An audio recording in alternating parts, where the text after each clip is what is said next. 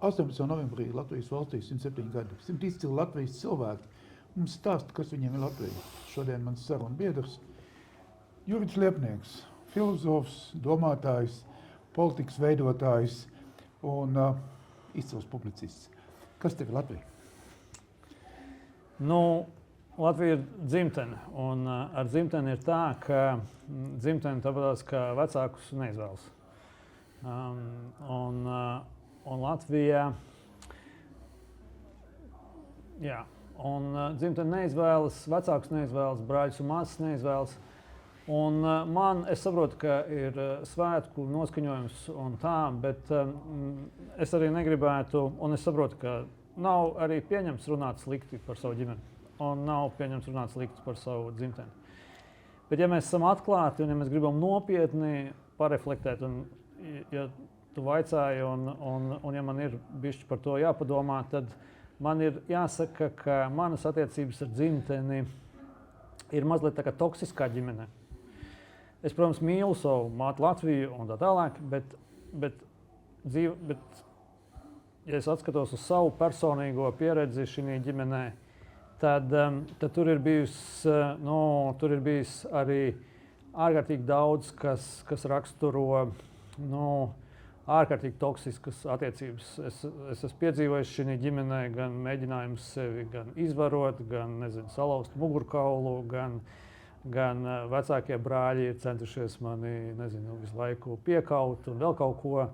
Un es esmu piedzīvojis gan safabricētas krimināllietas, gan 25 gadi tiesvedības, gan visādas tur kratīšanas, politiskas pasūtījumus, visādas brīnums. Un jā, es, protams, mīlu savu dzimteni, un es ārkārtīgi mīlu mūsu kopīgās mājas, un es mīlu mūsu zemi, un es tiešām to visu ārkārtīgi mīlu, man tas ir ārkārtīgi svarīgs. Un tā. Vienlaicīgi, kā daudzās attiecībās, tur ir bijis, mums ir attiecības ir sarežģītas. Mums attiecības ir sarežģītas, un šīs attiecībās ir gan, brāļu naids, gan vēl kaut kas, gan ļoti daudz bez šīs mīlestības ir ļoti daudz arī naida un viss kaut kā tāda. Un netaisnības un tā. Un mātei Latvijai nav visi bērni vienādi mīļi, un tas ir, par to ir pārdzīvojums un vēl kaut ko. Un tā kā tās attiecības man ar dzimteni, ar šo te ģimeni, kuru mēs neizvēlamies, kuras daļa mēs esam, viņās ir daudz mīlestības, bet viņās ir arī daudz negāciju, daudz rūgtu pieredžu un viss kā tāda. Un, protams, ka tu vienmēr ceri, ka tas kaut kā izlīdzināsies un kaut kā tālāk būs labāk,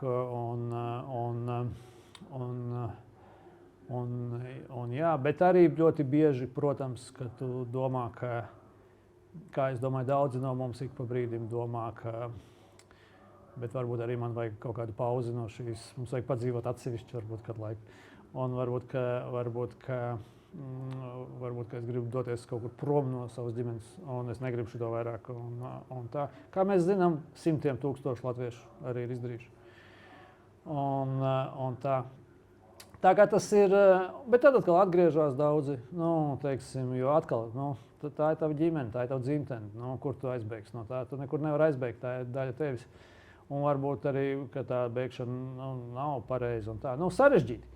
Tā kā neskatoties uz to, ka mums ir svētku diena, es negribu arī idealizēt un negribu tēlot visu, kā mēs to darām un kas ir normāli, runāt tikai tās labās lietas un tikai tās skaistās lietas. Tās labās lietas un skaistās lietas ir, bet ir arī daudz sāpīgu un sarežģītu un grūtu lietu. Es tev gribēju uzdot jautājumu. Ir tāds raidījums, ko tu katru nedēļu liec man stundu no savas dzīves izsvītrot, jūs runājat ar Nilu Saks-Konstantinovu un māciet Latviju.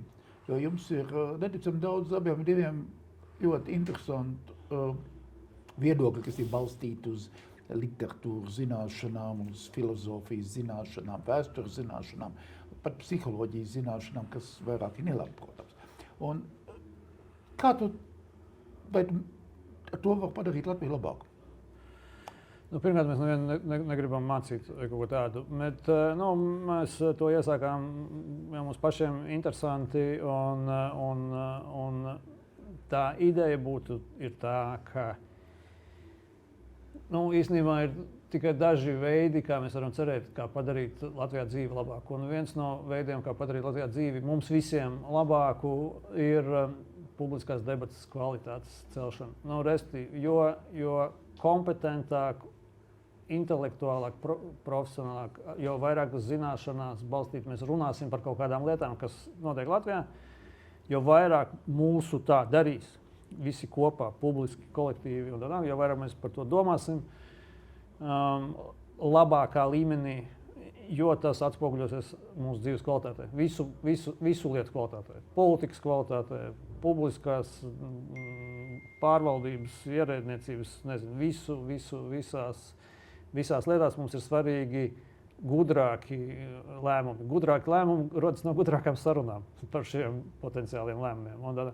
Un mums katram tas ir tas mazais veids, kā man liekas, ka mēs varam dot kaut kādu ieguldījumu atkal tajā, lai mūsu dzimtenē mums visiem klātos mazliet labāk, mēģināt celt to publisko diskusiju kvalitāti.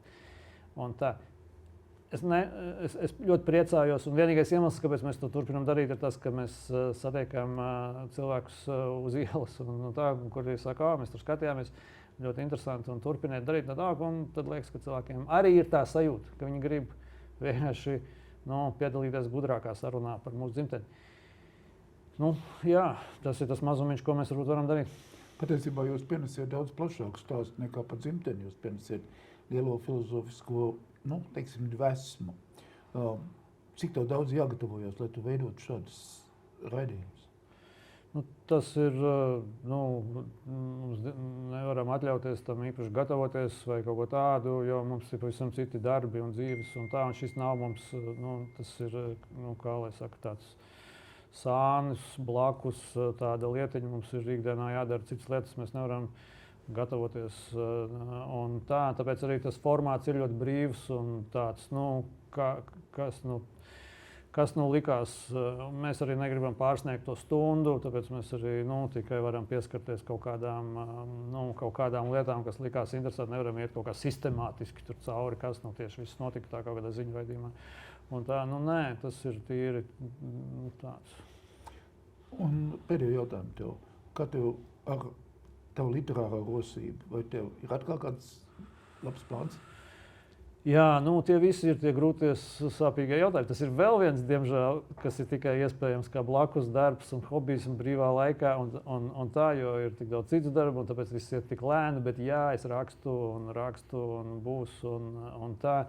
Bet Latvijā tu nevari būt profesionāls rakstnieks, kurš dzīvo no rakstniecības, un līdz ar to tev jādara citas lietas. Un tad starp visām lietām jāatrod lieta arī šīm. Jā, es meklēju un atrodu, un grūti iet, bet lēnām, bet viss būs. Es tev pateicos par stāstījumu un vēlu, lai tev veicās šajos jautājumos. Lai visiem citiem arī veicās. Paldies.